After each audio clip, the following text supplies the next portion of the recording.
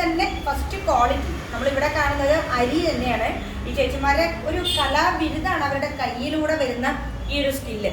അതിങ്ങനെ correct role ചെയ്ത് വരുന്നൊരു സ്കില്ലാണിത്. അപ്പോൾ ആ സ്കില്ലിനെയാണ്, അതുപോലെ ഇതിൻ്റെ ക്വാളിറ്റി, അഷ്വയുടെ ക്വാളിറ്റി, വെളിച്ചെണ്ണയിൽ ഇവർ പ്യുവർ ആയിട്ടുള്ള എള്ളും അരിപ്പൊടിയും ഉപയോഗിച്ച് ചെയ്യുന്ന ഒരു മുറുക്കാണ്. ഈ ഇത് വറുത്ത് കഴിഞ്ഞാലും ഈ വൈറ്റ് കളർ തന്നെയായിരിക്കും. അപ്പോൾ എൻ്റെ കുട്ടിക്കാലത്ത് എൻ്റെ അച്ഛന് ചായക്കട ഉണ്ടായിരുന്നു. അപ്പോൾ ചായക്കടയിൽ ഈ മുറുക്ക് വളരെ സജീവമായിട്ട് വിൽപ്പനയുള്ള ഒരു സാധനമാണ്. ഇത് കുപ്പിയിലിട്ട് വെക്കുന്നത് തന്നെ കാണാൻ ഭയങ്കര ഭംഗി. എൻ്റെ കൂടെ പഠിച്ച ഒരു ശശിയുടെ അച്ഛനാണ് അന്നവിടെ ലാപ്പറ്റയിൽ ഈ മുറുക്ക് കൊണ്ടുവരാം.